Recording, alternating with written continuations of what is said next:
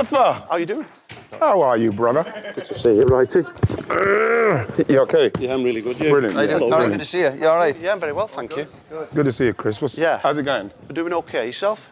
Hey, it's all right now. It's a good night. I've had a good night. Tell you what, I thought it was a great game. It was a great game. It was a great game. Yeah. It was a great game. I don't know, look at that. I'm liking your gear.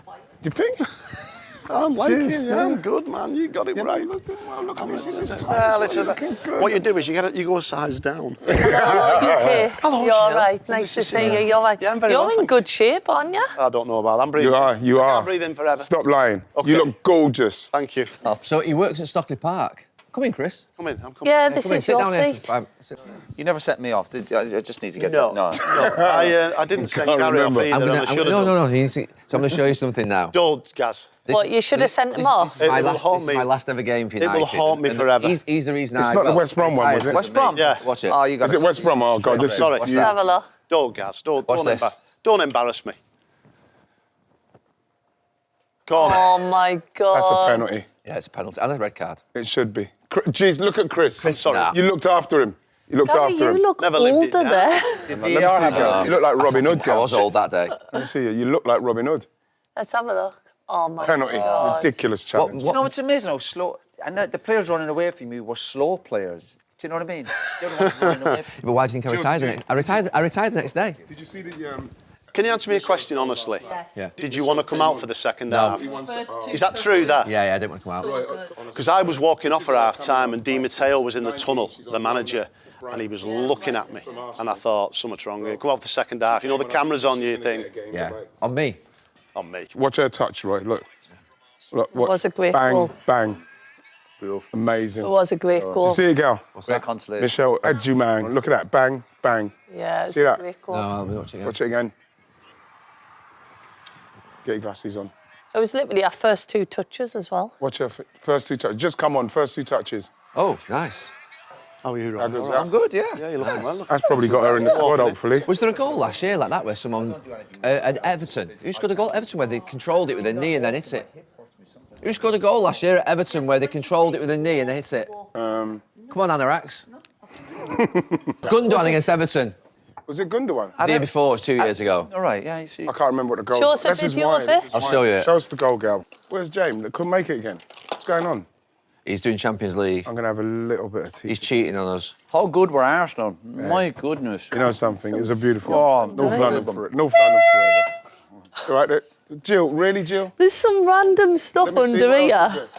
Why is my phone not working here? Is this one you have to just go like that? I need to bring back... Remember that leaf blower you got me? I need to bring Yeah. that back. There's no battery with it. I'm Just taking put it in this. the skip. There was no battery with it. Have you chucked it out? Can't No, find but a I'm goal. I'm bringing going it. to You say can have that it. cost a lot of money. Got the own, look. Dewalt. Is this Jamie's?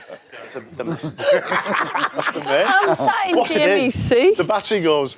No, but Good there's laugh, no man. battery with it. Ah, rubbish. Jill, you can have that back. Blower. That leaf blower. No, you just Yes. have to go back Go on. again. Go on, easy. Chris, I knew he'd have it. The City fan would have it. Right. Here you go. Watch this goal. Oh, you remember that goal? Yeah. Exactly. This is similar where he just... Yeah. It was one of the best goals I've seen. It's an amazing goal. Okay, let's watch the corner first then. Here we go. Mahrez. That's Mahrez. Mahrez. It's Yeah. like 20 years ago. Yeah, what are you talking about last season? There. Oh, it was Love it. beautiful. Yeah. That's not as good as Karen did a Adjaman's. very good analysis of this goal. You know something? You know what he's done there? He's reacted He brilliantly. showed him in midair whilst he was controlling it. On his Yeah, knee. he's reacted He's actually, brilliantly. his feet are off the ground. Oh, that's beautiful. What year did you That is finish? Right. beautiful. I finished about 2004, Michelle, your goal's 2005. better, Michelle Adjaman. Yeah, On her I'm going debut, for Michelle. England, 15. brilliant. One Premier First League. two touches. Or one Beautiful. to 15, yeah. 10 years this year. Did you miss it or you're not too bad? If I could do Look I at him, he can't looks run. relaxed. Look how No, but you miss it like... beautiful skin looks and I everything. know you can't do it now, but just Nah, miss it. you've had your go, haven't you? When you've had your go, haven't you? You're right, you How many games did you referee in the Premier League? Like about? 310, I think. Wow. Is this like... Strange enough, when I I did 10 good ones. Not sure. Is this... When I retired, I'd close it straight away, me. I never No, me the same. pined for it, no. Yeah, I was okay. Had a yard moment. I retired that day after, and I went to Dubai the day after that because he told me to go away and think about it, and I never once thought I was made the wrong decision. And when was that? What part of the season was that? That was January Year's 1st. Day. That was New Year's Day, that game. And I went in January 2nd and said, went and saw him at 6:30 in the morning and said, I'm just not playing And anymore. did you stop getting paid from then? No, this is really important now. You know, players say, I retired. So they stopped your wages, or you hung around the club for 6 months? All right. No, I didn't actually. They paid me to the end of the season. Oh, right. Oh, so you... But I left. I left for a month. I left for. Oh, I you left. went to Dubai, that's it, and they were still paying you? That's Yeah, they brilliant. paid me for the end of the season because my contract was there. Right? You know what I mean? I was in the same boat, because I'm in the same boat as you. But I did a few ambassadorial things. What did you do? How did you do your... Yeah, mine was slightly different to that, you know what I mean? Just retire and go to Dubai, by the way, when we pay the rest of your contract. Yeah. No, I think it was to Dubai for 4 months. Sorry? I think it was to Dubai for 4 months. Went for a week. Yeah, but you went to Dubai. I didn't say you went for 4 months, but you went to Dubai. But for a week. Yeah. Were you getting paid when you were in Dubai for the week? Yeah, but I mean that's just Right, like okay. yeah. All right. I didn't mean. I don't know where that went. I'm confused with all of that. No, based in No, Rome. but Gary's like, Gary's man of principle. I retired that day. What, you It's nothing to do with money. I stopped playing football that day for United. But when did you just leave the club? What were you hanging around? But I did leave the club, but they carried on paying me to the end of the season. But you should You stopped playing football. Why in the don't you West refuse Brom. it? You stopped playing football in the West refuse the Brom. money. I should refuse the money. I'll give it to charity. If you're not playing, what are you contributing to the club? It's true, Gal. Right, Chris, very serious part of the show, this. Sorry. Nice What a start to it. Nice segue, Gal. We're watching centre-backs, full-backs and goalkeepers touch the ball to each hundreds of times more than the most talented players on the pitch. That isn't right, that. It would be ball speed across the back then into the midfield. Yeah. But now, I hate it, and it just slows it down. Someone rang me in the first year in punditry. It would blow your mind if this person went. I was like, you think of someone... Player or his agent? A player. He's playing higher up the pitch and start getting more goals. He'd be up there when you're discussing the kind of great players. Something in my heart stopped smiling. You do doubt yourself though, right? The rain started in my heart. Whose Premier League legacy is greater, Mo Salah or Kevin De Bruyne? If you've done the Kyle Walker thing and people said, Kyle Walker, and you say, no, I wouldn't be bothered. Deep down, you're kind of bothered. 12 months ago, we did CPR training in here and we all learned to do CPR. I think we were all quite shocked, actually. I don't think any of us, to be fair, knew how to do it before that. And the idea was that, 270,000 people were going to be trained to deliver CPR over a 12-month period. And I think the number now, Chris, is? Well, it's over that. They're aiming for about 340,000 by the time they get to Wembley. So that's a really big number. When you're looking to get to Wembley? Well, they've got Every Minute Matters relay, which is going on now, which is 4,000 kilometres travel, walking, biking and running. And that will come to a conclusion at the playoff weekend at Wembley. Right. So, as I said, they're hoping to get 340,000 people trained in CPR, which is fantastic. It's so good. And Chris, just tell us a little bit about your personal story and why you're doing this. Yeah, it's something very close to me. I'd refereed a game a few years ago at Huddersfield against Leeds in the Championship, early kick-off. And I got home that night, and I went in, did usual stuff, did my match report, put my kit away, what have you, and nipped out to the shops.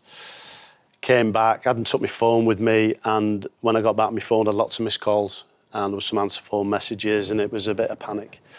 My brother had gone out that afternoon on his bike for a ride, and hadn't returned home, couldn't find him, doing a ring round, where is he? And then I found out that sadly he'd lost his life that afternoon at 47 years of age, leaving 2 young children and a wife, going to hospital. And seeing that was pretty devastating news, to be honest with you.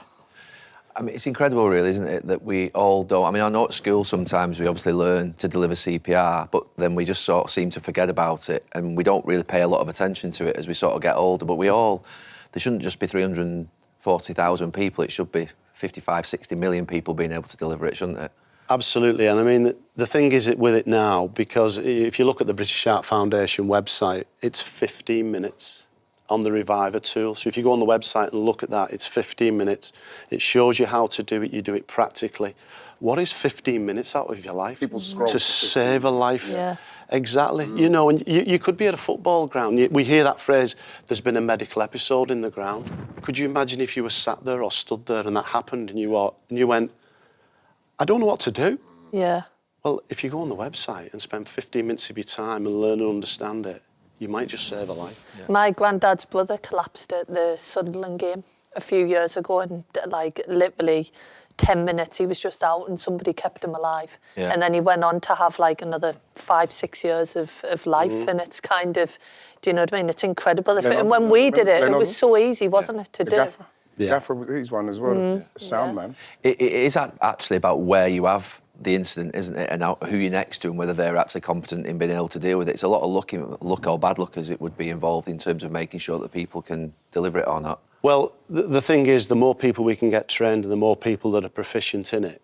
I mean, where I live, we actually bought 5 defibrillators. 2 have actually been used. Yeah. So this is amongst us. This is happening. This is real. This is every day. Yeah. And my message is simple. For 15 minutes of your time, get on the website and learn how to do it. Yeah. And it's critical, actually, that you get there. Is it the first 2 or 3 minutes are most vital? I think you've got to... Yeah, I mean, it doesn't... People would think, you're doing the kiss of life and you've got all this panic and worry. All you're doing is just checking a pulse, just making sure that the airway's open and get going. Yeah. And if you can remember the song Staying Alive, Yeah. get that in your mind and just do them, those compressions, then, you might just save a life. So what's happening today? I think the leg today of the 72 clubs is from... Yeah, they're walking from Stockport County to Salford City, and then tomorrow I'm going to be riding from Wigan Athletic to Tranmere, which will be great, because once I get into Liverpool city centre, I can't ride through the tunnel. I'm not a brilliant swimmer. So I think we might have to go on the boat. Oh, okay. Well, thanks for coming in, Chris. Thank you. Thank you. Appreciate your time. Thank you. Thank you, See you Thanks so much. Good luck tomorrow with the bike ride. Roy. And good to see you.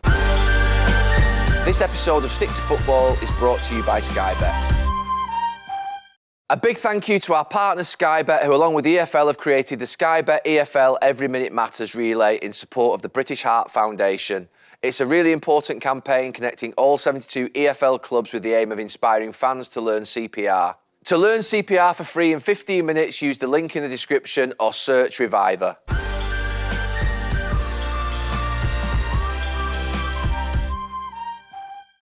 How many miles is that bike ride? It's in kilometres, Jill, and I can't work out kilometres and miles. It's not that far, is it? No, it's about 35, I think. Yeah, but that's still good, though. It'll do. Yeah. It's good. Thanks a lot. Oh, well, it easy. good Thank luck. you. Nice to so see much. Good you. luck, Chris. Thanks for not sending me off as well. No, it was terrible. The last 2 games I played for United, I should have been sent off at Stoke, and then the last game, I should have been sent off as well. Why does it need an incident like that for you to say?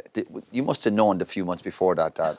No, that you don't feel right. Of course, you have to make your No, own I know, decisions. but that sounded like he'd been rubbish. No, before but I knew my time had come to the end. Only the player knows. So why does it need an incident where you go, I could have been sent off, or I could have to say your time? Because There's a little lost bit the more yard, depth. maybe. There's a little bit more depth. So the end of the previous season, I thought I was retiring. Right. But I played the last sort of like 15 games and felt pretty good. Right. And that was one afternoon. I was in the office in Manchester, and David Gill rang me and said, "Oh, he wants you to stay next year." I went, "No, I'm not staying."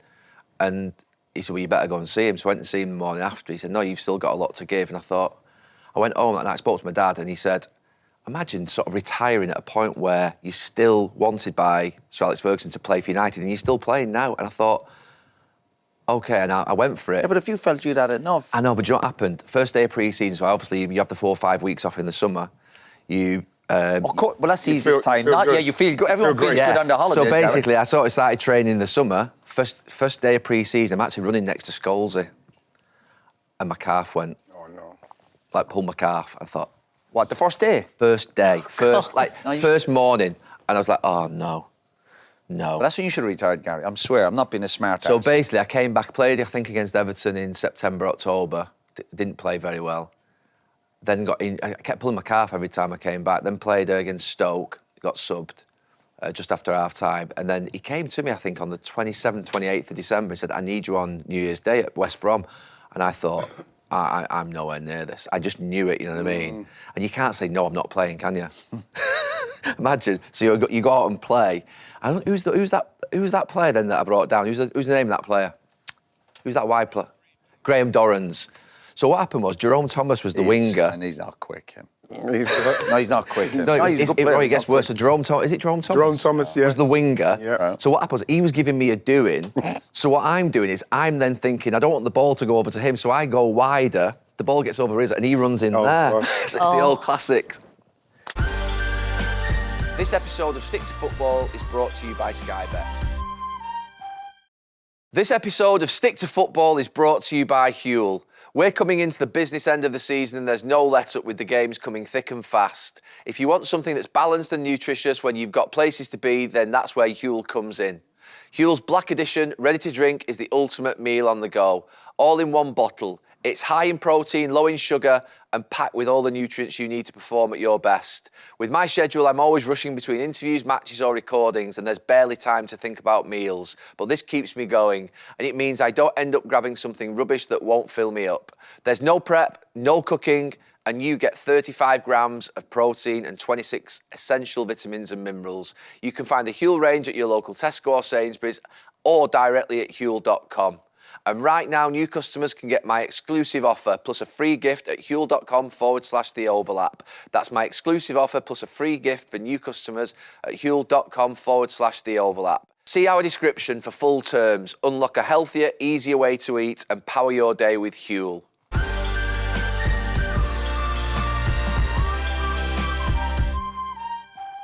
I'll go back to it. You should have retired in the summer, stuck to your guns. Don't listen to that Ferguson fella. No, you knew you had enough. Yeah, but you should have maybe retired when you left United then. You should have said the same thing because you were still picking up injuries at that time. No, but I was playing... My last game at United, we drew 0-0 at Liverpool. I was doing OK. A sitting mid... I'm... He was sitting midfield. You laugh at that. A sitting midfielder is slightly different to you being a fullback and getting pulled left, right and centre. I could have played on for a year. You started to pick up injuries though, didn't you? When I went up to Celtic, because I wasn't living... I was travelling up and stuff. So when I got to the summer, I knew I had enough. There was something about was it Harry Winks recently about the travelling? He wants him up there. But I've got a massive... I knew you were going to... I've got a massive problem with that. But can I just say on that, because they were saying if he travels, 100 miles or something like that. But then you can have someone who lives right next to the training ground who has terrible lifestyle and everything else, but then they were just focusing on he shouldn't be travelling. No, Jill, to be honest with you, for me... So I saw a couple of players on the train. I'm not going to name them because I think it wouldn't be right. They're getting the train from Euston up to Stoke. Changing at Stoke.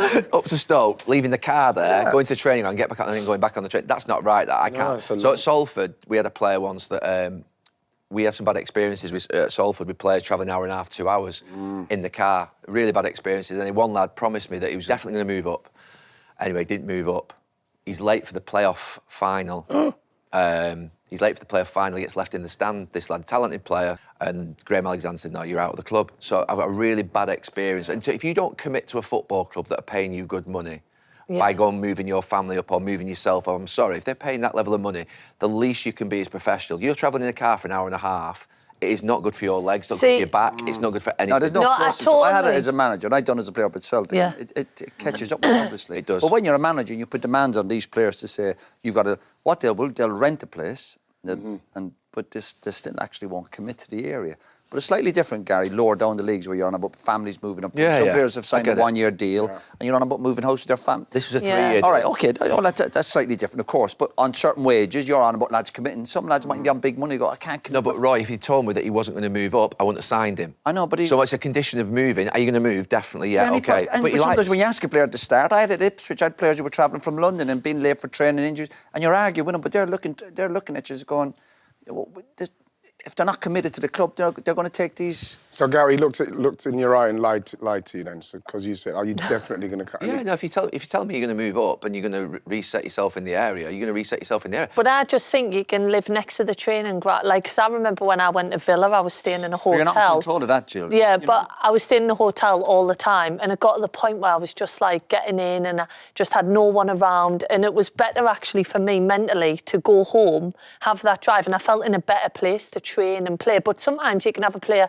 live stone's throw from the training ground, they're out on a night, and I still felt like I was doing the right thing. So I think there's kind of, that mental happiness as well. I think that's a big thing. But if you're doing it every day... If you're doing it all the time, not every day, not there's a once or twice a week. Yeah. Most players, you're not in control of that. We discussed here when players have a day off. Remember Rashford last year, lads going through him. You're not in control of that. You're not in control of that. But you hope lads have a bit of common sense. And if they are travelling... And then other players will argue... I had it with a player at Sunderland. A lad was commuting from Manchester, and he said, I have a driver. And they'd argue that point and be going, but you're still sitting in the back of a car. Yeah. You're still not going to be... It's still not a comfortable drive. If you drive for an hour and a half, 2 hours, and you stop at a services, you get out, the first thing you do, you go like that, don't you?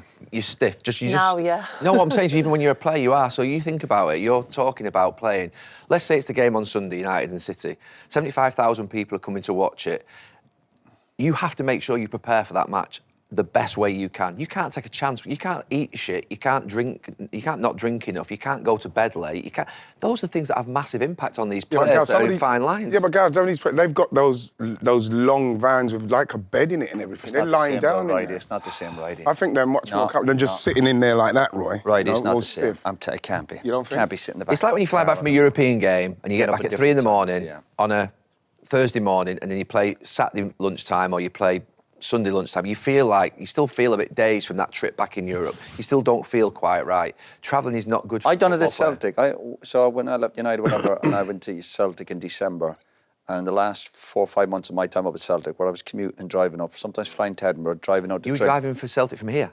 Yeah, I'd drive Mail? up in the morning for training. How far was that? And then I'd stayed in. I obviously wouldn't be doing. I'd have to leave out 5? No, about 6 o'clock, and I tore my hamstring 3 times in 5, 6 months I was at Celtic. What, and you think it was off driving? Definitely. Well, it certainly wasn't helping. Yeah, Definitely. Yeah, it was that Lamborghini. You were sat on the floor. There's one thing that'll guarantee you getting fuel injured. bills. There's one thing that'll guarantee you getting injured, right?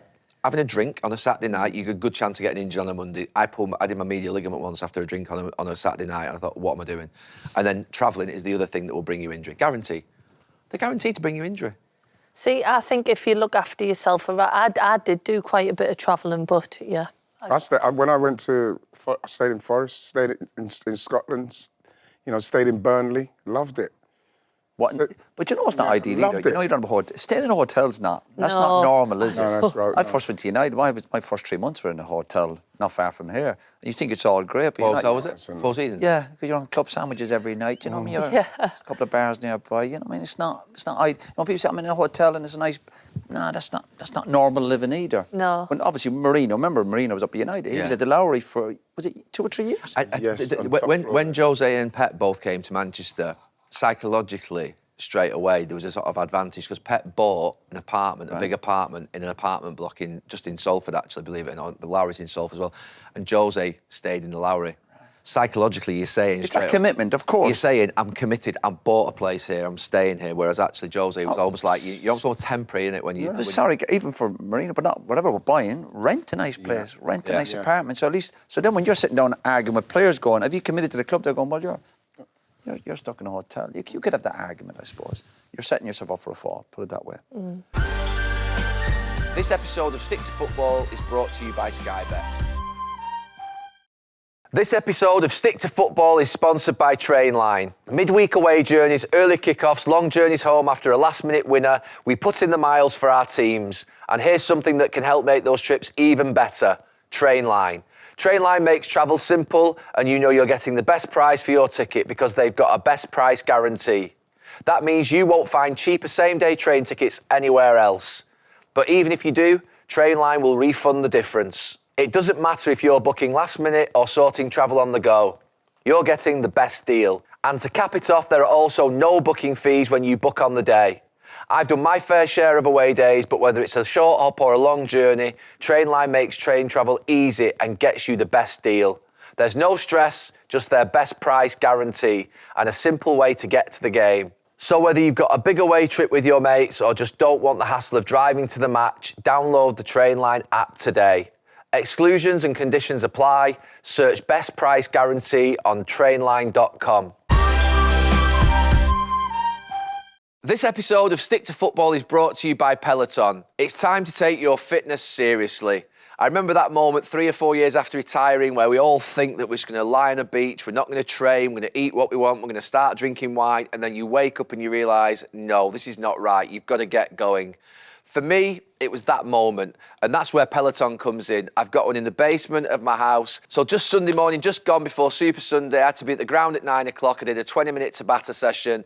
It was absolutely incredible. You can do it over your lunch, you can do strength sessions, or you can do a proper run at weekend. Peloton has what you need to achieve your fitness goals, no matter. That's why you get started.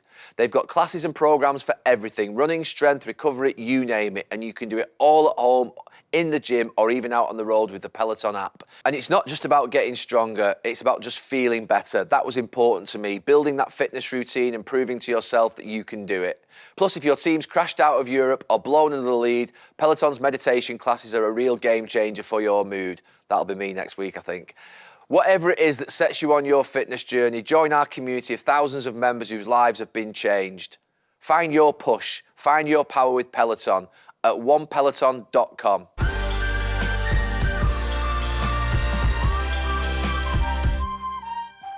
Arsenal, righty. You happy? Yeah. Tell your face. Tell your face. You know what? It's really strange, Gab, because obviously I already committed to England-Belgium second game. And so when that came out, you know what I mean? It's not like I'm going to say, right, I'm going to not do the women's, because it's a big game for the women as well. Obviously, it's a massive game for Arsenal. But like, I watched it afterwards, and yeah, it was. Did you watch it? Did you see it? Yeah. Amazing. It was amazing. Amazing. No one expected that, did they? No. No I one think the expected worry. that. No, not that performance, No, that no. result. You know, I thought it was a better. I actually thought it suited them playing Real more than Atletico. I think I had a strange thing. Atletico would have been a tougher game for Arsenal. I think everybody wrote, because you look at them to a man. I think everybody played well, and I think when you're playing that caliber of opposition, everybody has to play well. But I think Kivio, thought he done well. Obviously the goalkeeper. I think Partey, Martinelli turned, and then obviously Saka, like 50% fit. Saka was amazing. Obviously, yeah, but the thing is, you come into like Rice Arsenal and those two. was The amazing. work rate and the mentality. And this is what the manager's always going on about, is the group and the mentality and the strength. And they had to show it in that game. But what I thought with Real Madrid is that there was a couple of times where I thought they played it well. They kept it quite quiet, because the crowd were going off it in that place. And they kept it quiet, and then Mbappe missed that chance where Jude put him. You see that chance? Yeah. That changed everything. But Arsenal kind of risked it right. There was times where Arsenal obviously pressed them, and they knew they'd get past them a few times. Yeah. But what a proper, brilliant European It was. performance. For the first time in ages, I felt like I was really enjoying watching a game of football. Like, It was nearly as good as the United City game. You know, the thing with it is, Gal, is that what's good about Real Madrid, and even now, you know what I mean, it's very exciting. Do you think it's over? Are you saying it's over? No, you never, with them, especially with them, I know that they've... I think it's over. No, they've never done... I do. You know what? 100%. Of course you're not going to say that, so that if I say, yeah, me too, and then, God forbid we lose, but defensively, they've never come back from a 3-0 in the first leg. Right. They've never done that, so hopefully we're not Real the Madrid. first. Yeah. And Arsenal defence. Arsenal get a goal over there. Right, it's the one team, though, innit, that if something's going to Yeah. happen... They score early. If you score a goal, it's like... They've got players who can score a hat-trick in 2-3 minutes, you know. And like I say, Kivio played very, very well, and then it's a different situation when he goes over there and the protection that he's going to get and who's going to... But, like, that's what it's about, surely, at that stage. I know that we went there and we had some players missing, but Saka, like I say, is 50% fit. And I didn't expect it to go like it did. Obviously, we've scored 2 goals from 2 free kicks. Oh, like they we were passed it through them. amazing. But in the first half, couple of crosses from Saka. Again, you needed that person to put them in. Martinelli, couple of crosses, you know. I was thinking that last night. Do you think that, I mean, obviously Arsenal have to go on and win it for Declan Rice to be thought like, but your game in Turin, which always gets played back to you, I know sometimes you dispute it, do you think that game will be Declan Rice's one of his... Oh, if they kick on, yeah. Kick on and win it. Kick on and win it. That'll be like a game defining. Huge. Big. I think it was a huge performance for the club, for the supporters, for the players, for the manager. Because there's always still been a bit of doubt about Arsenal over the last few years. But last night again, ever result. I think so. It has to be. Yeah. And they scored 3 goals, clean sheet. The energy in the team, the quality, the composure. It's nice. I thought it was everything you needed that you'd want from... I was watching home and I was sitting there like begrudgingly going... Yeah? No, I was. I thought, listen, give credit where it's due. I thought they were absolutely You know the thing amazing. with Saka as well, he had to do an interview before and like all the press. Can you imagine how frustrating it is for him? He's half fit and he's going in to play Real Madrid and all they're talking about is, so where do you see yourself? You know, you got Rodrigo, you got Vinicius, you got... And like, he answered it very, very well, but you can see that he's a bit pissed off with that question because, again, yesterday he's up against those guys and he was, by far, for me, the best winger. Just something right here, Emil. Him and Martinelli. We'll come on to it later, but the beautiful thing about Saka is he's never lost his enthusiasm and his happiness and his sort of the thrill of every time he gets it, you feel like he's still playing as a kid. Yeah. Do you know what I mean? From the moment he's come in to the moment now, he's not changed.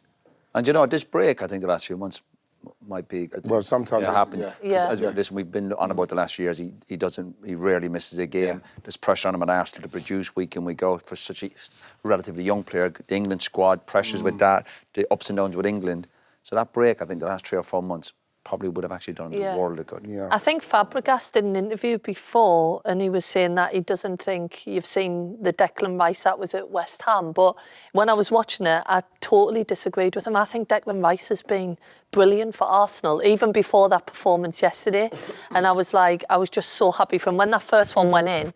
And then he put the ball down for the second was... It's a brilliant... But Declan has... We've always said it for years on here, or when we've been discussing him, he has got that technique. Yeah. He's got great technique in terms of striking the ball, whether in general play or a dead ball. Of course, he's doing the set pieces. So the 2 goals last night, I wasn't that shocked that he was able to do it. I think he's got that in his locker, but do it in such a big occasion. Yeah. Particularly the second one. I think the wall and the goalkeeper for the first one. The goalkeeper's got to do better. The keeper should have got that. The wall. He's got to do better. He's got to have another man in. Valverde I know he's jumping. You still have another man just to cover you, because you know he's a right footer. You could even see the set piece coach going, it's kind of on here for the whip. I remember with David Moyes. The second one was fantastic. Fantastic. It went right in the corner. I've got a picture of it right in the corner. I remember David Moyes saying about we haven't got enough for him. Remember he's saying he wanted 150 for him. And I know now we can all jump back and say, yeah, David Moyes was right. But since Declan's been at Arsenal from the time he's been there, he's made that fee look embarrassing. But what will help any midfield player? We were chatting about the other day about De Bruyne, Gerrard.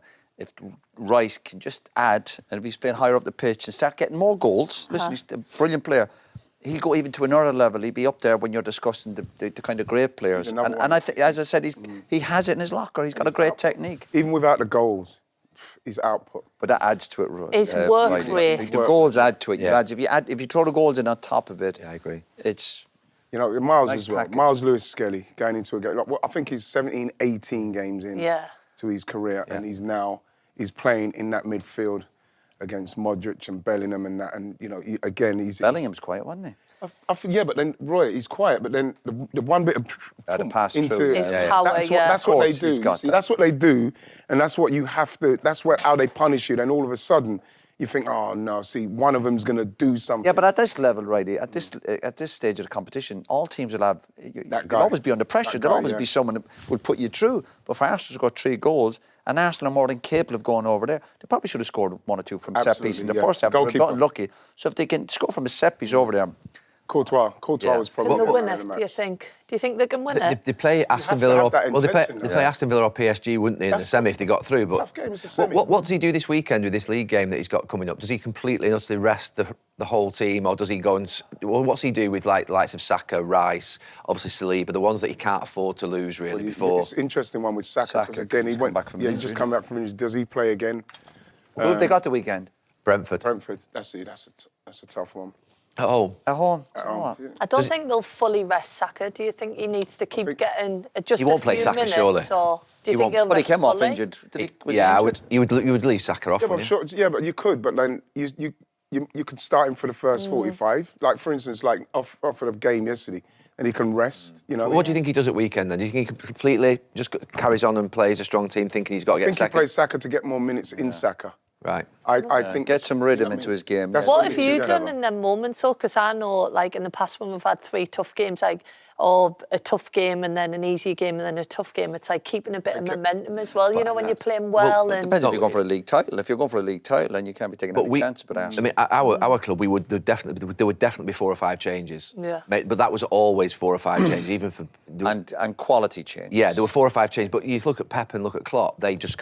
at Barcelona or even at City, they just play the same team, maybe make one change. But you could probably look at the midfield and, you know, I don't know, I think someone like Declan Rice should get a rest. You know, so Jorginho comes in, maybe. Maybe, yeah, and even Partey. We know that he's had his problems with injuries. So they're all being rested. Jurriel Timber, another one. I didn't even mention. But don't overthink it either. Because you know, it's like sometimes you're left out of a game and you think I'll be extra fit, and then you're not.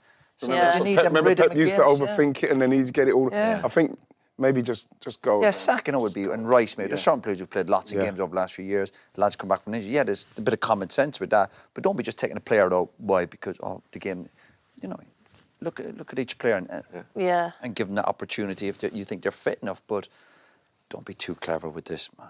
They don't get a full rest, though, anyway. You know, if, like, you're going to a game, you travel, I don't know if the game's home or away, but you're travelling, you're still doing the same prep, you're on the bench, like, you're still going through it. You'd rather just play, wouldn't you? Like, you never get a full if you travel, rest. obviously, it probably happens to you more than me when you don't play.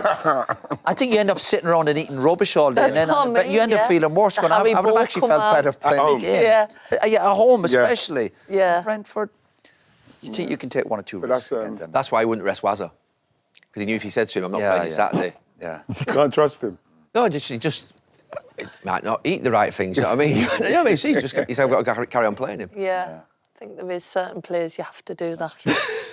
It was one of those, ideally, you know, last night, like I say, I watched it really late last night. It was really exciting and brilliant, but like, you just wanted that to be the second I know, leg. but it's not the same live, is it? You know. But the thing is, a commitment, I committed I get it, but you didn't see the Arsenal game live. It was like me and it's only live once, Ian, you know that. I'm sure someone said that before. It's only live once, isn't it? I committed the full season to United, that's why I let them carry on paying me. To be fair, you wanted your contract, Gary. Yeah. Thank you. No, but like, I tell you what was really good is watching it, Roy. Could you go to the second leg? I'm serious, could you? That'd be great. Oh, we should all go to the second leg. Oh, yeah, great. My brother lives in Madrid. Yeah, good luck to him. Yeah, I'm not going. Yeah. You know, When's the second leg? Next Wednesday. Next Wednesday. Gotta go to that. Can we go? Let's see how it goes. 2 of you got private jet. You know, can I be honest? I'd rather watch it on the TV. I'd rather watch it on the TV than go to Madrid. This episode of Stick to Football is brought to you by Sky Bet. Right, me and Roy spoke about the game on Sunday at Manchester City. Are we grumpy old men, or were we right? Stop saying we. You know something? It's not a case of... Gal, are we grumpy old men, or were we right to highlight, basically, not for any individual team, but that the game itself wasn't an acceptable game but Gal, where you are with and that things are a little bit robotic. Yeah, but I've been hearing this for a while with people. Just speak to fans, speak to people in the pub. They're saying, I don't hardly watch it now. You know what's going to happen. You know, if City are playing against a certain team, it's like, you know that City are going to have a lot of ball, they're going to stay in, and there's not a lot to see in respects of a spectacle. Like entertainment, you mean? More entertainment. Exactly. You know, like, for instance, now we know, like, Pep, obviously, 4 on the spin, we know it's Pep football, everybody's like, oh, let's all play like that. But then you look at someone like Forest. I think if Forest weren't getting the results, then people would say, they're just a team that's sit. But Forest are exciting to watch. You like watching Forest. I agree. But that's the way it's gone, the way Pep's done it. But should we sit here and accept it? I don't think, you know what? But I haven't even finished, Gal. We haven't even added into the fact that not only do you watch games that you watch, you think, Jesus, I'm crying out loud. But then you've got the refereeing decisions that take the heart out of the game. The goal, you can't celebrate a goal. You don't know if it's going to be a goal. If they do score, you think, is it going to be knocked off with VAR? The fans in the stadium ain't got a clue what's going on. The most important people. It all feels a little bit like... But is the league entitled to have a little dip every now and again? I'm sure back when we played, there was years where it was like, actually, just surely we don't see German. We don't watch German football or Spanish football or Italian. But do they have years where you go just little dips maybe? I think that's a good point. It's suppose in some ways it's this style of play that we're watching. You mentioned it earlier on in the season when we were in Barcelona about you'd watched the League 2 game where I think it was MK Dons and Salford, and you said there were players playing it out from the back on the 6-yard box, and they obviously couldn't do that. That's why obviously they're playing at League 2 level. But they're being asked to do things that they can't do. It's painful watching it. Yeah. It's painful watching it. It's actually happening through the whole game. It wasn't just about the Manchester derby, I don't think, the comments that we were making on Sunday. It's about generally in the game. Can I tell you, a game I saw, Roy, was the Old Firm derby a couple of weeks ago when Rangers beat 3-2. And you know what? I'm not talking about, it was like, they were defending and like they had all the possession, Rangers or something. You know. It was a game that was end-to-end, players trying, you know what I mean, tackles flying. No one got booked for 35 minutes. You know, the VAR didn't get involved in it. And it wasn't like, oh my God, it's Real Madrid and Barcelona. It was Celtic and Rangers, and they were going for it. And it was one of the most entertaining games I've seen. Yeah, but the situation was that Celtic time. Already have won the league, so Rangers are going to come and have a go. I'm saying about the entertainment. Yeah, of course, but that's what you want. But when we're watching games, our teams, like just United at the moment, or even City, more reluctant even for these clubs to go.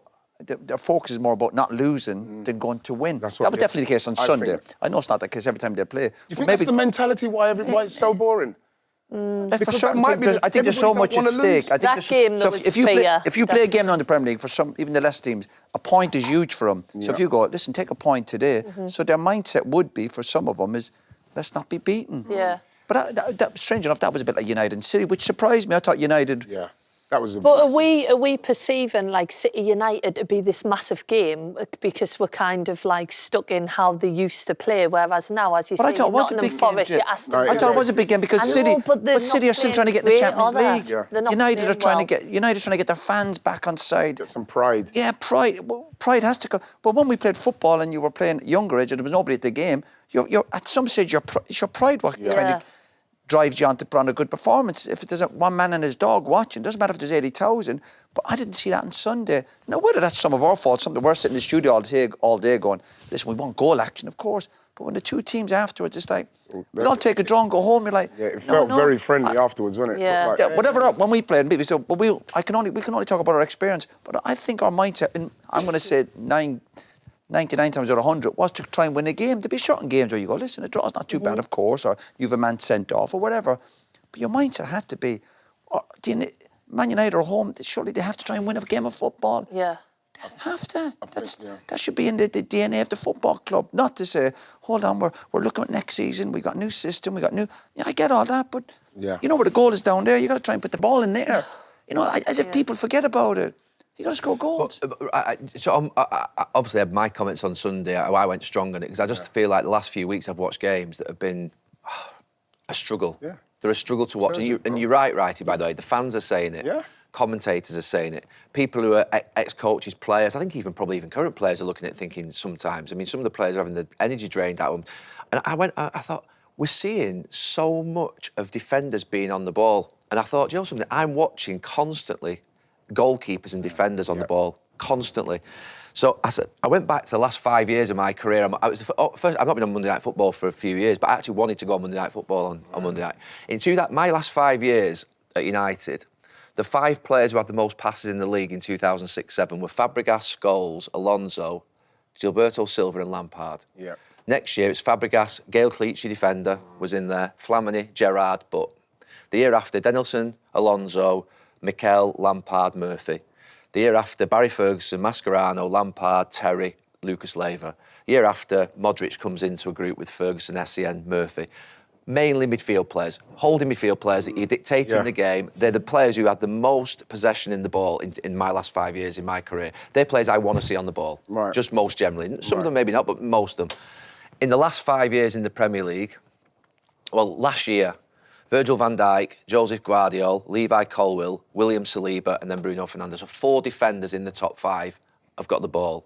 The year before was Rodri, Lewis Dunk, Virgil van Dijk, William Saliba. The year before that, Lewis Dunk had the most passes in the Premier League.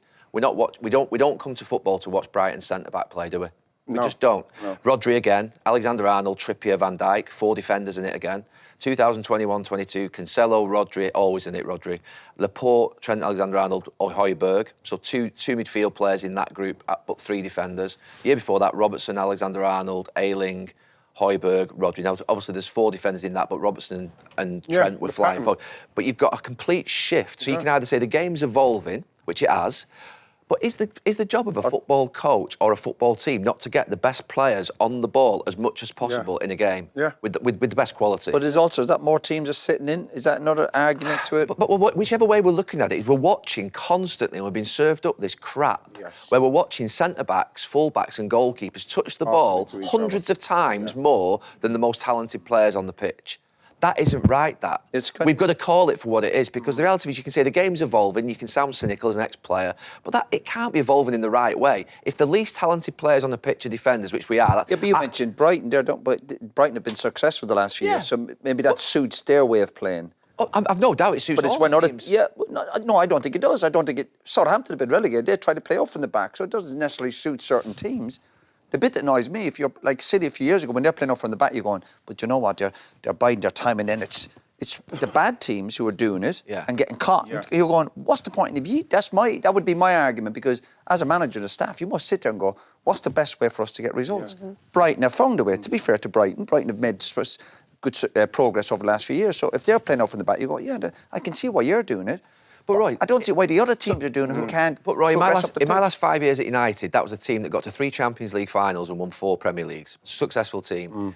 Vidic and Rio were the centre-backs. They played out from the back every game, but they got the ball straight away. So the mentality of a United centre half in that era, and probably every centre half in that era, even the other clubs, was to get the ball into Roy Keane, Paul Scholes, Xavi Alonso, Cesc Fabregas, Steven Gerrard straight away. That's our job. My job is to get the ball into those players as quickly as possible with quality. They get on it, we've got more chance of winning a football match.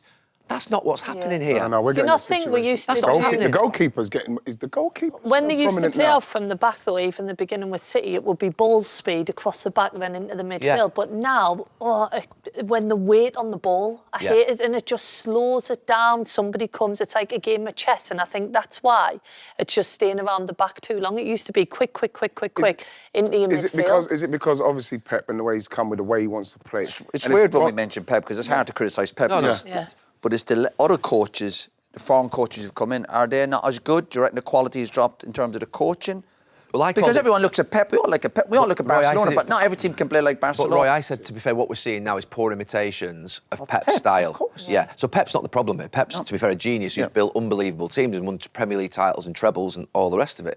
But I think that the other coaches are now getting caught up in to see a team that's 18th in the league have their goalkeeper on the 6-yard box roll it 4 yards to the centre-back. Yeah. I'm sorry. It's crazy.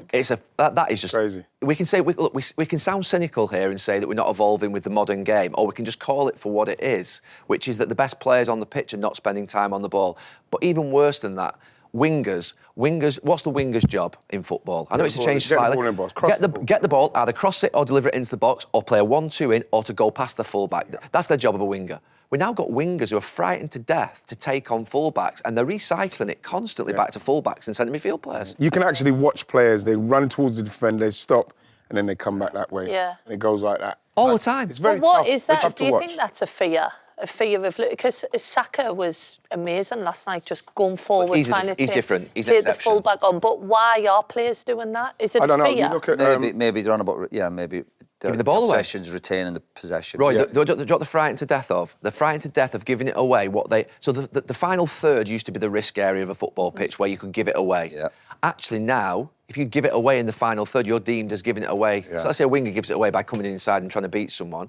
They give it away. They're frightened about counter-attack. They're constantly in fear of the counter-attack against them and the goal being scored in their net when they're on the ball. Now, I get it. You've got obviously, you're defending attacks you're defending starts when you're attacking. Obviously, that's the same when we were playing. You have to make sure you're in good positions. City have been unbelievable at sustaining attacks. I love the way the centre-backs push up now and they sustain attacks and they circle everybody, and that's brilliant. But your forward players are now being told, be careful about giving the ball away. You know, when we're watching games, if you're watching games at home, whatever level, and teams do it quickly and they do it properly, isn't it great to watch? Yeah, but this is what I'm saying. When you pass it forward, you've runners, people running off the ball, you're like, how good is that to watch? There was a bit that Man United did. I think Bruno was involved twice, and it was just a great bit of play, and it was like, that's what I want to see. United's couple of best chances in the first came from a goal to maybe Bruno, and Bruno just kind of playing it in, and someone actually running. Yeah. Just running off the ball. He's a different level in every play. I'm not reopening the debate we had here 4, 5, 6 weeks ago, but he is, when you look at him in that team, because obviously the rest of the team aren't at the level. There's no doubt in his quality. I thought on Sunday, his level of quality was exceptional in that game compared to every player on the pitch, actually. Yeah. And he's the only player that gets on it and half looks like he's going to try and do something. Do you know what team's good to watch when you think about it? I know they've done the back of some good runs. Newcastle. Yeah. I think Newcastle do it quickly. Yeah. They have attacking players quite happy to take risk and not afraid to lose it. Even we saw the goals at Leicester.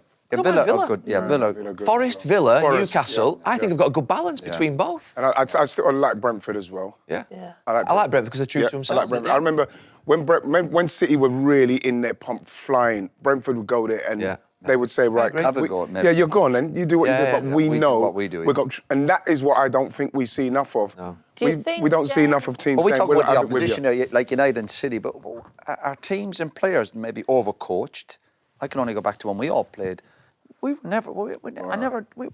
We never stood on the training pitch for hours, were we? Being told where to go. Yeah. I don't remember. I was. That. You? Were you? Yeah. You at City though, weren't you? Yeah. So the City model is different, and I think we should admire what City have done. Yeah, of course. Yeah, but I don't know if players are a bit fearful of stats as well now, because I remember as soon as we finished playing, it'd be like how many times you give the ball away. Like you're always, and I don't know, are they a bit fearful of? I don't know. You retain possession 20% of the time, but if you're a forward player, that one thing you do could be your goal. The stat that I think is really important is goals. Yeah. So listen, we've all had games where you've had bad games, or you've missed a few chances, we make mistakes, you go, but if you've won 2 or 3-0 or 2 or 3-1, you go, that's fine. Yeah. That's fine. It doesn't mean to say you're not going to look and learn and try and make yourself better, but the whole idea of we're going to try and score some goals. You know the thing, It has to be. Yeah. When you think of all those, why the game is like it is, a bit turgid at the minute, why it is, and then you add in the refereeing decisions, you know, and I don't want to talk about them, but like, I was like, you know, I was watching the game and who should have been sent off last week? Everton. Yeah. Oh, come on, man.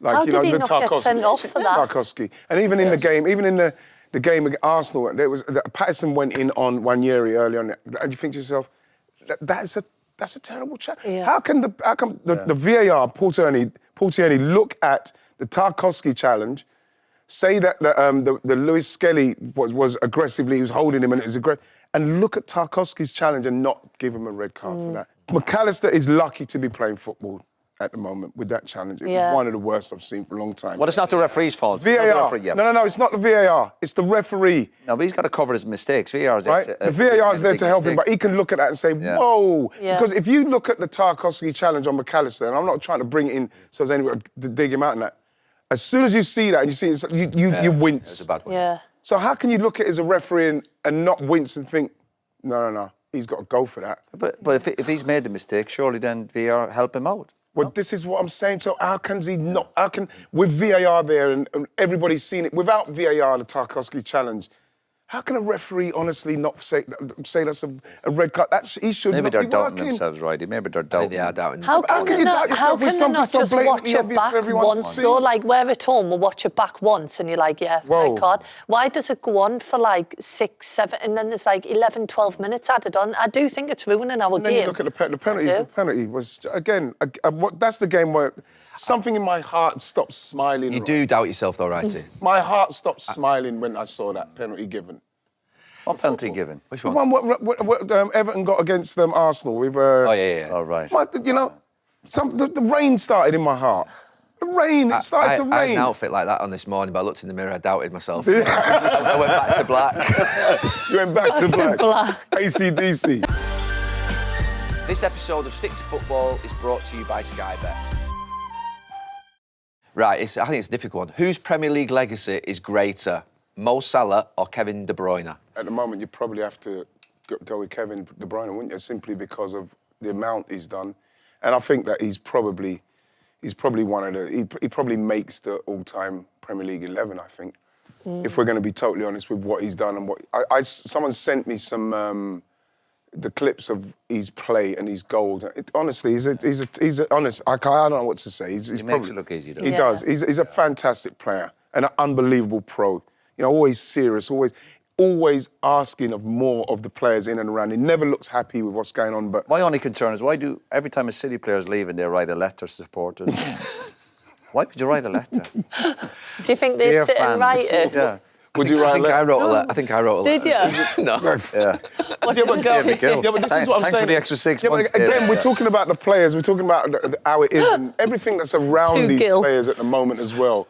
And he's almost under pressure to write that letter. So, Joseph, it's not a letter. It's a statement. It's a press release. It's a statement. Like when you left United, you'll have made a statement saying thank you in the club for the 10 years. What would your letter have said? Yeah, thank you.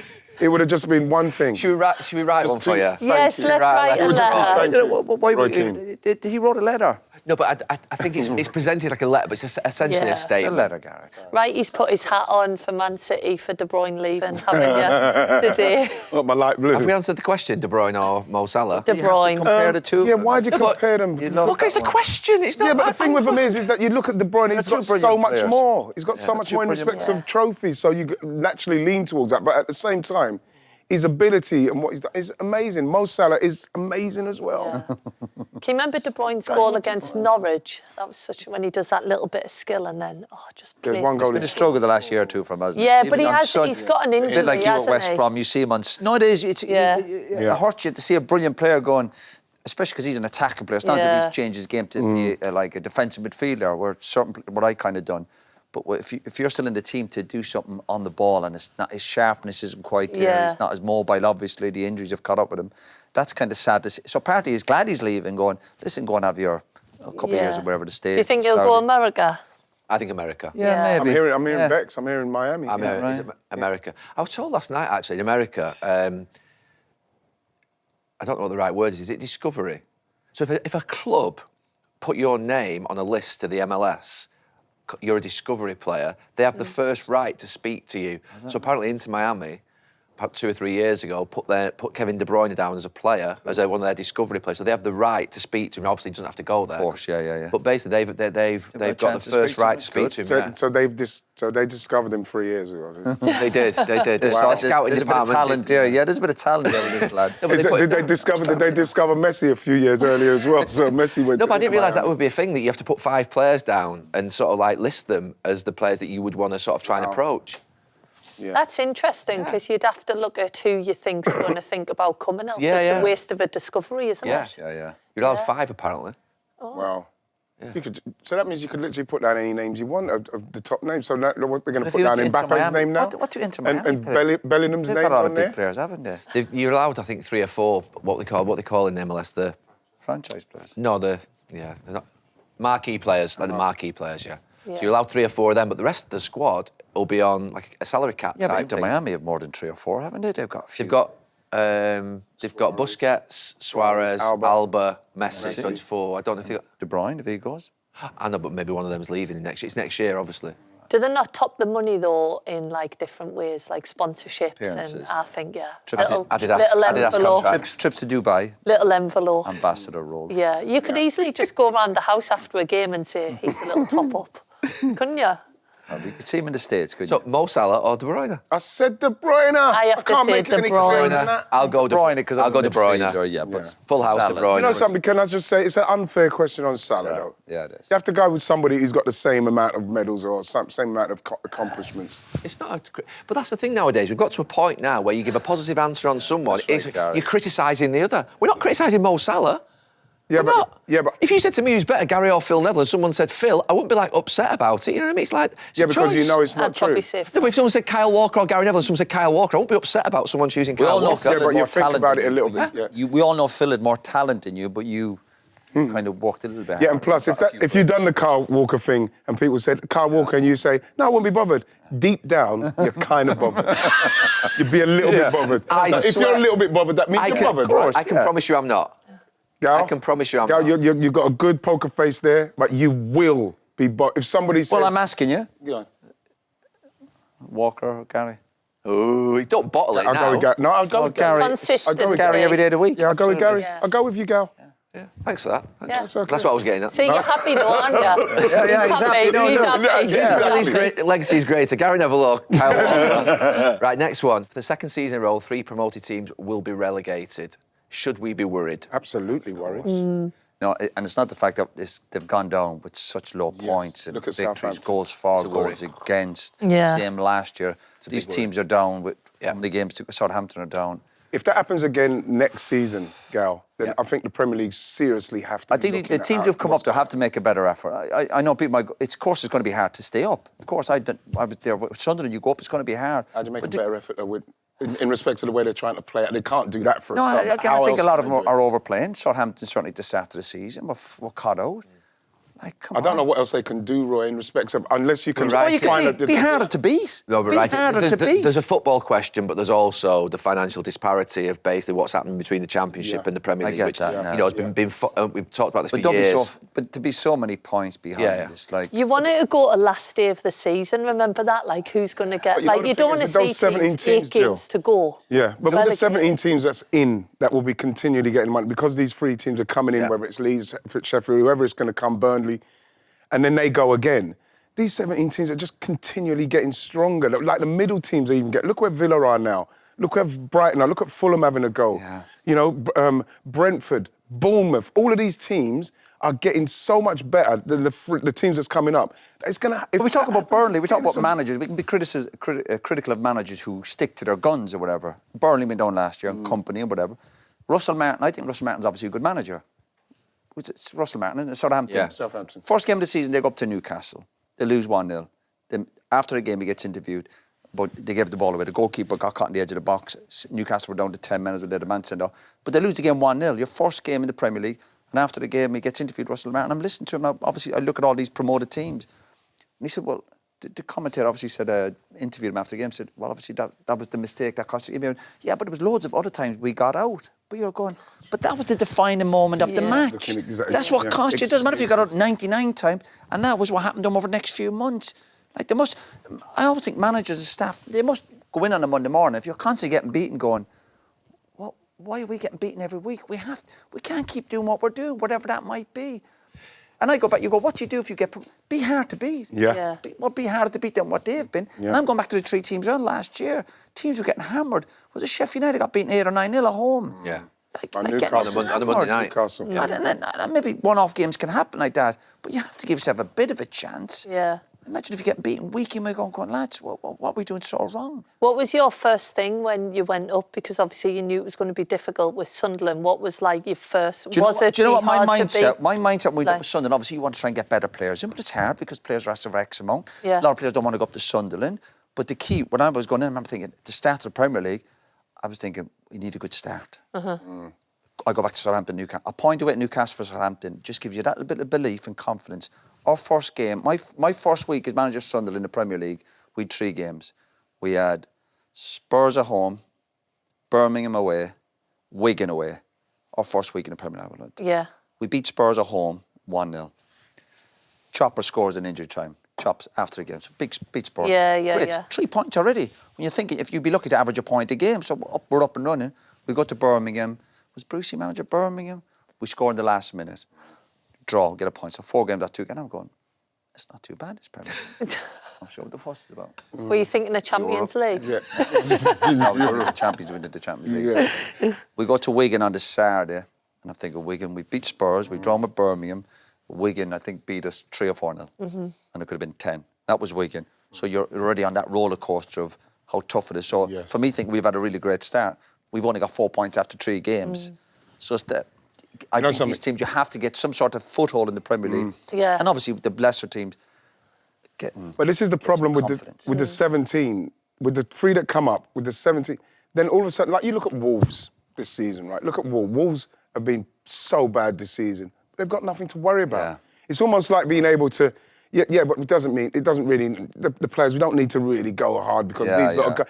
What's happening with that? Yeah. And then so Wolves, that's Wolves 17. win at Ipswich the weekend, and Wolves, all the players are all crying and celebrating. You're going, did you really think you were going to get relegated, Wolves? You really think you were going to drag them with the other 3 teams who are really poor, I think struggling? And obviously that can happen as well. There's a lot going on, Gal. There's a lot going on in that. What's going to be a worry? You need a goal scorer. It's got to the point now where clubs that come up, basically, I mean, obviously Forest did it, they spent the £100-odd million. Burnley, I think, spent the £100-odd million. The problem you've got is then you have those wages when you sink back, even though there is some sort of level of... Well, it has to be. There is, but one point is the risks that you have to take to stay in mean that if you go back down with the parachute, it then becomes a point where you're going under financially. Of course. So you're frightened then to go for the risk. What you see now is teams coming up thinking, there's no point in going for it that much. I get it. We'll try and outperform it, and then at least we're not basically going under financially. So it's getting to a point what about Championship teams? Not even wanting to come up. I know, Jill asked me, me, what did you do with Sunderland? You didn't spend 200 million, but you got to spend it. How much did you spend, Roy? I mean, obviously, relative at the time. Oh, and if my first season, I wouldn't know. In the Premier League? Chops, I'm trying to think of the players we brought in. I don't think we were spending crazy money. Just after the second season, we tried to obviously take more of a gamble when you got a foothold in the Premier League. But when you first come up, you're trying to probably buy... Your market is the best players in the Championship. You're trying to buy them ones that you think get your foothold. Or a loan, maybe. Of course, loan deals. I brought Johnny Evans in, a loan deal. Yeah, you get 1 or 2 loan deals in, of course. But I think it's probably harder, no doubt about it. But does a good manager bring in a few, because obviously you haven't got the money, whatever, and then the players that have come up, you've got to try and get them from 6 out of 10s to 7s. Of course, that's got to surely be the sign of a good manager. Surely a manager's job is to get more out of the players you've got, of course. Yeah. But some lads then just can't make the step up. They just can't. They're Championship players. That's exactly what I think with the bottom 3. There's just a lot of players that are just not good enough. No. But you've got to give them a chance though, Ridey. So if you're talking about players you get promoted and you think, listen, we're going to be up against it. This is going to be difficult to get a foothold in the Premier League for 2 or 3 years, but don't put your players under pressure by playing a certain way where you're going, they'll definitely be found out. I think that's where a manager's throwing the players under the bus. Yeah. You have to get to a stage where you go, look, lads, don't overplay it. Like, there's nothing wrong with that. If you're a defender and the manager asks you to play up but you don't think you're good enough, then that's on the manager. You can't be asking lads to do something they can't do. Right, the reason I wouldn't play out from the back if I was one of the lower teams in the Premier League, partly because the defenders have come up from the Championship and they're not good enough to play out from the back. But one thing that has improved enormously in the game is the forwards' understanding of pressing. Pressing has definitely improved from 10 years. That's one thing that's got so much better in the game. They're so organised now in terms of winning the ball off people and setting traps that it's even harder to play out from the back than it was 10 years ago. Yeah. It's so hard to play out from the back now because they're all basically Yeah, but teams try and set traps, obviously, lower down. They try and set in the Championship. But what happens is, if they do win it back high up the pitch, they're nowhere near as good and clinical as the Premier League. Obviously. Because these teams have come up, obviously, their problem is, when you come up from the Championship, you've played a certain way, you've won a lot of games, you do believe, a bit of ego or pride going, maybe we can do that in the Premier League. Like when Burnley came. But if you've got Havertz, Trossard and Saka, or if you've got... And you give the ball away there, you're going to Salah, get punished. Mane and Firmino a few years ago, you give the ball away against those three, you're dead. Yeah. You know, it's same with us a little bit when you had Rooney and Tevez and them, they were just sprinting everywhere. You give the ball away against them, you were dead. But if your best players on the team, we mentioned it earlier in some of them stats, are high up the pitch, Rooney, these amazing players, your mindset would be, Gary, I used to play with you, hit the strike, hit the lads quickly if you can, because they're the top players. You know, why should we hang around with it? Or why should the goalkeeper have 7, 8, 9, 10 touches going, what are you doing that for? You're giving everyone a chance to get set. You're giving everyone a breather. You're not sending a good message to your home supporters that you're undecided. And it's not as if, we're doing it to suck teams in. No, you're not even that good at it. Yeah. You know what else is a big surprise as well is when you come up. I remember when we came up, Palace came up. You actually, because you see those players on the TV and you think how good they are, but then when you play against them, and then you think, it'll be okay, because let him shoot for bam, top corner. It's the size, the honestly, physicality. Yeah, the physicality. Then all of a sudden, I remember at first when we came, we played Man United, we drew 1-1. But then we played Coventry the next week. They were so sharp, so good, that you think, this is Coventry. This is one of the teams that we looked at and said, yes, we got Coventry. They were so sharp, so good. I hear a lot of teams. Honestly. Teams lower down, where I've just mentioned there about Spurs, Birmingham. But then, right, quick. It might be easy. No, but then what your mindset would be, we've got winnable. When I hear managers going, no, don't think that way. No, because what we thought was, but we'll be able to save ourselves. And you play against them, and when they batter you, that's when you think, that's the setback. Here we go. Yeah. That's when you start to realise. Setback. Because all of a sudden, you're not a yard close enough, and you realise what they can do and how they can hurt you. You realise how much the margins, you make it that mistake, like when Burnley came up, like when Southampton probably played like that. And then you realise, and the players, you realise it in real time. It's scary. Yeah. Imagine setting up a team that have come up from the Championship to go to Anfield and play out from the back in the first 20. The logic of that. Yeah. It's like the logic of that. That's play madness. out from the back at Anfield. That's madness. You're dreaming about that the night before, aren't you? Like, you know what I mean? If you think we're going to try and do it, play out from the back at Anfield. So why would they think they can play out from the back at Anfield? We went to Anfield and, it was brilliant. We were looking at everything and 9-0 they beat us. And then the thing about that is they didn't even score. They just didn't score. 9-0's a bit embarrassing. I couldn't see the ball through the tears. I couldn't see the ball through 9-0's not right, welling not up. right, But the thing is again, you remember Liverpool had that stage in their... At least one game a season, they would tear someone to pieces. They done it to us, and I remember we went there and we were saying, right, come on out. We couldn't get near them. Right. Very important this, so you will have huge setbacks. Sunderland, we got lost 7-1 at Everton. What did you do the following week? We drew. Right. We drew. That's the key. The following week, what did you do? We won the following week. Did you win? That's the key. Yeah, but honestly, I've never been so nervous going into a game. Liverpool can do that to teams. Let's be realistic. A team can harm you. You're not going to ask me what happens to my 7-0 in Valencia against Barcelona. What happened next? It was 6 the week after. But a manager always said to me, it's the reaction after a big setback. It's so easy though to bounce back after a setback like that, I think. Yeah, I think so, because you're motivated by rubbish or crap. I do. Players are low, confidence. I tell you, I'm telling you, Joe, it's a thing. We're going on too much. Super 6. Welcome to Super 6. Hello. Last week, Gary, 9 points. What? Top 30% of players. You beat over 500,000 players, Gary. Gary, you're so You good. love picking him up. I think we got more than that. The mortgage maker. If you give us a 2 or a 3... Go on, Ben, that's me. Right, 14 points. You see, I told you. It was me as well. Yeah, sorry, Jill. Come on, Jill. And I'd like to see the previous week's results. No. We're there. How many people? We got Fulham. I don't always trust Ben. Top 6%.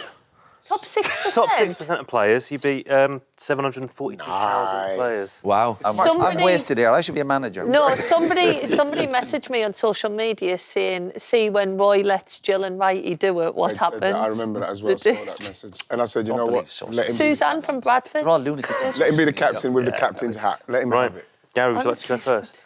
Are you going to put the points up? Oh, yeah. Good job. Am I on I your want to see the scores. He's starting to get worried now. You must be. No, I know we're still well in front. Yeah, but Gary, I want to ring momentum. Jamie and get me Momentum. involved. Should we get Cara involved? Yeah. Gal, it's like, momentum. See if he answers. he won't answer. He's too busy.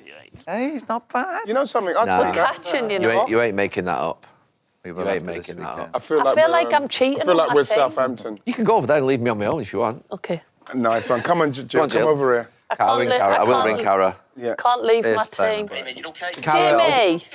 Yes. Cara, we're doing stick to football. It's Super 6, and Jill's gone over to Righty and Roy's side. So they said ring you. So that a bit of help. yeah, please. Yeah, go on. When you go for Right, it. so Forest Everton. Forest Everton's the first game. E.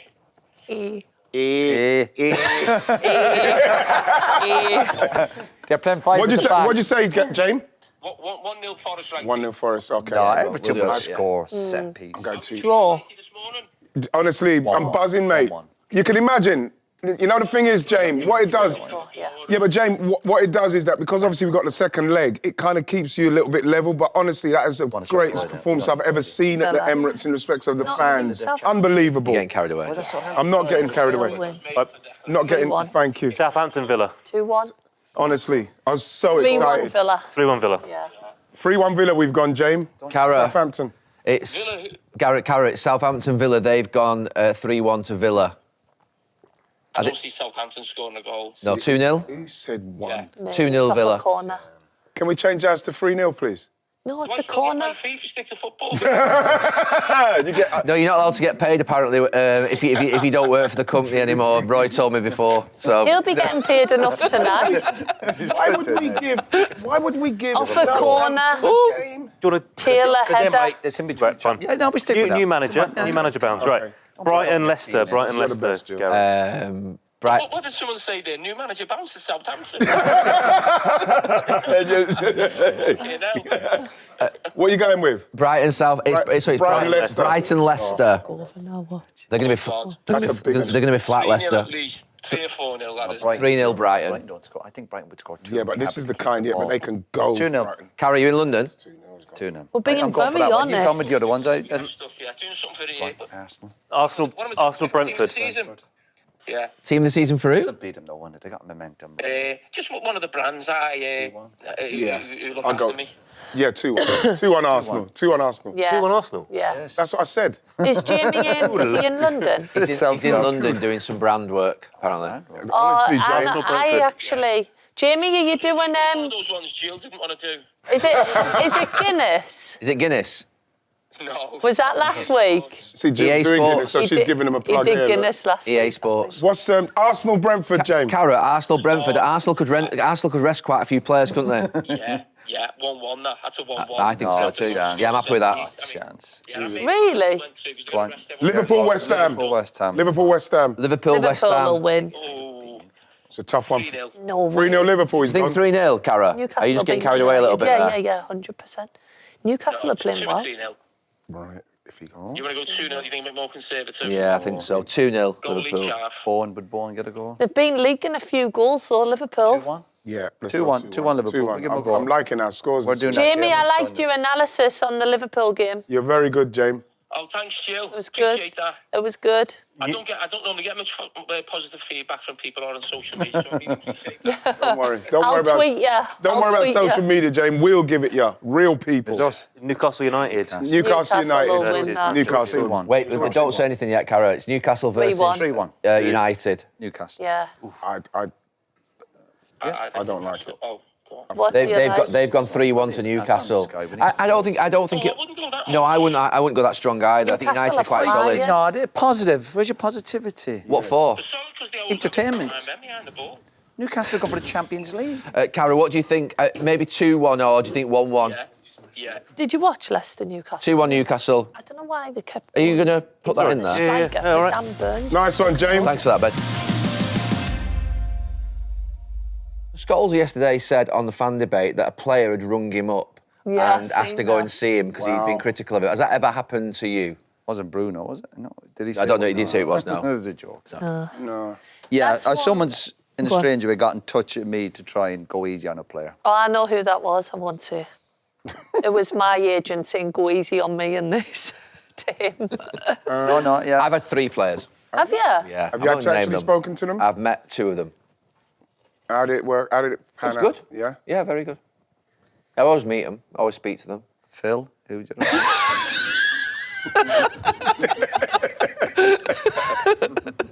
Where do you go meet them though? Like, I'll meet you in the Costa. A private place, like a... I've not had that. I've not had the phone call from a It's because you're best mates to everyone. It's not I'm best mates with them. It's just that I've got a different vibe with my energy towards her. I don't know. Sometimes when you're doing your monologue, it kind of gets into a place where because you're so angry now, it comes out like you dislike or something. That's what they take. They take. The main thing is they think it's personal. Yes. But it's obviously not, and you're just basically speaking at the end of a game. Sometimes you get carried away. Don't you remember when you said to me, like one time, that Raheem Sterling said, "What's wrong with Ian Wright?" Yeah. Remember? No, to be fair, I was going to say that then, but I thought I'll not bring it back up again. But during the 2016 Euros, you must have been working for BBC. ITV at the time. Yeah. But maybe I think you've been working for BBC on Match of the Day as well, had you, though? He was working for everyone at that. I think at that time, Discovery. I don't know. But he said he felt as though you were you doing a written article, a journalistic article? No. But anyway, he said he felt as though you had it in for him. No. Just a feeling that you had it in for him at the time. Never. I haven't got it. No, I know you for haven't. anyone. When I'm talking, no one to the point where I'm not saying stuff that goes. I don't either. Personal about them, and I'm not doing that. No. So I ain't got no problem with any of them. Yeah. How does the conversation go though? Like you've been criticising my It's usually around a statement you've made or something that it's not. They don't ring me up because of, say, for instance, a continual bar. I don't continually criticise people, but what something you've said has probably dug deep and they've gone. They'll give you their explanation. You'll go through it and with them and always come out, shake hands and. Yeah, do you respect them? Yeah, absolutely. There was one with Micah. I think when Match of the Day where I thought that as a. Micah? Micah Richards. What? When he was playing, you mean? Yeah, when he was playing for Villa. Oh, so he rang you? No, he didn't ring me, but like I heard, when you hear, Micah's looking for you. I said, what do you mean Micah's looking for me? Like, you like that? Like, you know what I mean? Like, what's going? Micah's looking for me for what? Like, because I think I said something about as the captain, I thought he would have been, and he kind of didn't like the fact that I said, he said, what's the captain got to do with it? So that's 2 players that have... Well, no, because I didn't, like I said, I never heard from You didn't go and speak to him? No, of course not. I didn't. But you just heard that. So when I saw him, I said, what happened? What? What? No, to be honest, I wouldn't have done that. I'm not going to say it because I won't breach. It's just someone rang me in the first year in punditry. It would blow your mind if this person rang. I was like, oh my God, what a paranoid. You think of someone... The player or his agent? The player. The player. You think of someone as being so confident, so like one of the greatest, and then they ring you. Yeah, because it's a mask. And it's absolutely a mask. It's like, oh my God. I was almost like, if I'd have had 4, I've just thought one more. Keep going. Do you meet a player every week? No, the other one was, to be fair, more of a... The other one was actually a fullback playing at a lower league, a lower club, and I'd done 2 of their games, and he'd made a mistake in both of those games. And I just said he's out of position, and he felt as though I was picking on him, but I'd only done 2 of their games, and he'd made a mistake and given a goal away in both those games. It's just coincidence completely. But the other one, it blew my mind, because you think of someone and think, why would you even care or think about it? I mean, I never rang a pundit I would never think to do that, you know what I mean? It blew my mind, that one. Do you ever have anybody contact you saying, like, thanks for sticking up for us, or thanks, like, in a positive way? No, not players. You might get that from sort of like sometimes the club might say, I thought, thanks for helping with that or something, but you're not helping them. You just might have said something that... Yeah. I'd find it hard to, like, if I had to do, say, the England women's team now, I would find it really difficult because I'm good friends with a lot of them. But you can be constructive. I know, but I think when you're sometimes in and around and someone said something and you've been on the ground and you're like, do you know they said that? And I would find it hard. Whereas yous are like 15 years on, aren't you, without being... disrespectful from the current place. Kind of disrespectful. But you're not like mates with them. There used to be journalists that I pull up. When you go with England, you can't. Oh yeah. Because some of them it was terrible. No, I pulled. Was that personal? Do you think? Yeah, it was. I pulled journalists, not with United, with England. with it. Same with England. They were brutal. When you were horrible. playing? They were horrible. Yeah, horrible. It was horrible. It was bullying. It was completely and utter. They would literally, the reason, because you might know one journalist because they was doing something with you, and then they would tell you that basically they all sit there the night before the games, or when they're having sort of like the drinks in the bars. Let's do this. Let's say they're in Slovakia and you're playing England, they're all getting pissed up on a Thursday. Let's fucking do him. You know what I mean? There was a bit of that going on with England. You know what I mean? Definitely. So I pulled a couple of them. Yeah. But like other than but you know, in the end, you know, you just think to yourself, you mugs. Yeah. Right. Mugs. If Manchester United win the Europa League, will it be a successful season? Yeah. Of course it will. It has to be. They've won something. I agree. Of course it will. But if there's still like 15 there'll be a but, obviously. Right. But if they won that, but it didn't mean, are you saying because it gets them in the Champions League? You were just about to say that. Just winning a trophy, but also the impact of that getting into the Champions League. If this year, if that didn't mean they got in the Champions League, would you still say be a successful season? I always think if you win a trophy... It's successful because it gets them in the Champions League. If you're winning a trophy in years that you're not winning the league, I always think you're still keeping momentum. Not that trophy. Not that trophy. So you think it's luck? Not for Man United. For other teams winning the trophy. I think there's a plus to it because it gets them in the Champions League. Yeah. But I think the trophy and the competition itself shouldn't be enough for United. Absolutely not. What, is it just because it's the Europa League? But when you if it was the Champions League and they had a poor season, I disagree what with about that trophy? I disagree with it. Because I knew they were... You understand what I'm saying? One second, Gal. So I want Mr. Tell Roy's saying that it shouldn't be just the trophy because I'm asking... I think it's more the rewards. Is it the Europa League? If it was they were playing this badly, but they were found the form in the Champions League and they were where they are in the Champions League... where they are in the Europe. The way I see it is United... Your question, you said, if they win it, do you see it as a successful season? I would say. I would say yeah. Absolutely not. I would say yes. I would say yes. To lose that many league matches? I think no, because of the league position. Yeah, but so I'm asking you, is it because it's the Europa League? If they were in the Champions League and they were playing that poorly in the league, but they were winning the Champions League, would you be happy? Of course. Yeah, but it's still a trophy, isn't it? Well, I'll give you a choice. Would you rather win the Europa League or the Champions League? I'd rather think. You know what? Just come back. No. I'd rather win the Europa League simply because. No, but Roy, to be fair, the reason I'd say it's successful because United couldn't win the league this season at the start. We knew that, so they could only win 3 trophies. Yes. They could only win the FA Cup, Carabao Cup, and the Europa League. They could only win 3 trophies, so they've won one of them. I'd say I knew they couldn't win the league. You knew they couldn't win the league, so I would say it's successful because of that. Yeah. Now, to be fair, there is a big but. They've sacked a manager. And they're 15th, 14th in the league or 13th in the league. Which is really... So that's bad. But the way you're saying, I understand Man United couldn't win the league, but... I know, it's bad. Is 13th or 14th okay then? No, it's not. Where they are... So all the teams mid-table, forget about... I'm not even asking United to compete with Liverpool, Arsenal, Chelsea, City, all these... I think United should be ahead of Palace and these teams. No, I agree. I agree. So how are we going to say that's success? What's your bread and butter as a footballer? No, you're a big club. What's your bread and butter? To win, week in, week out. But we're in the realms here of would you rather finish in the sort of top 6 or would you rather win the FA Cup? We're in the realms of what's more important, winning a trophy Your question, we can go back to the recording. Your question was, would I see that as a successful season? No. But it's a great opportunity to get into the Champions League and it's the best way of getting it. But I wouldn't say winning that trophy for Man United is a successful season. So I'm happy to disagree with you. I'd be happy to win that if I'm Man United at the minute, simply because of where they are. I think it's hard to use the word success when you look at what's happened in the league. I think it's hard to... We've lost 13 league games. No, but even there's only 4 trophies to win and they've got a chance of winning one. I'm not about the 4 trophies. I'm not take it. But competing week in, week out. But keep picking up trophies they're working in your non-successful But Man United are always looking for get-out-of-jail cards. When Mourinho won it, I'll get you in the Champions... But it's no point Man United being in the Champions League like they were the last 2 years ago and being rubbish in it. You want to be in it if you think you've got a bit of a chance. I understand smaller clubs get in, you go, listen, if Forest get in next year, you might go, listen, fantastic. But for a club of Man United... history. But they have to get into the Champions League, Roy, to get the money to be able to then challenge the league. And that's the big plus. I don't think winning Europe... The big plus is getting the Champions League. Yeah. Anyway, where did Man United finish when they won the FA Cup? Last year. Were they 8th last year? 8th, about 8th. 8th. Yeah. See, so it's kind of like you can go, it's all right, but I do think that 13th, 14th is, like, terrible. Sorry, it's what, sorry? Like terrible. It's terrible. Oh, it's terrible. It's not terrible if you've got a trophy. It's not good. I would take what Arsenal now. If Arsenal had that season with the fact that everybody's going on about my manager not winning, if we could win the Europa League, I'd take it. Well, you're winning the Champions League. Well, with a 14th league position, would you take it? You know, you take it because at the end of the day, the fans would be happy with something, wouldn't they? I don't know how the Man United fans would feel. It'd be massive. It'd be massive for Arsenal. Fans would be happy to Mikel win that. Arteta to win the Champions League. It'd be massive. Oh, yeah. Champions League's another ball game, though, isn't it? We're crying his eyes out. Right. You'd be on the bus with him, won't you? You'd be on the bus. Last question. On the bus. I don't think they'll be on a bus. They all love him. All the players love him. No, they don't. No, they don't. Not the ones that contacted him. Adidas. They're just very... Adidas lads. Same question for Tottenham. If Tottenham were to win the Europa League, would it be a successful season? Oh, be amazing. And second part to that question is, will Ange Postecoglou keep his job if they win the Europa League? You know what? We know that Ruben Amorim will keep his job, winning it or not. We know that, but will Ange Postecoglou? It seems. I think he'll keep it if they win it. You think he'll keep it if they win it?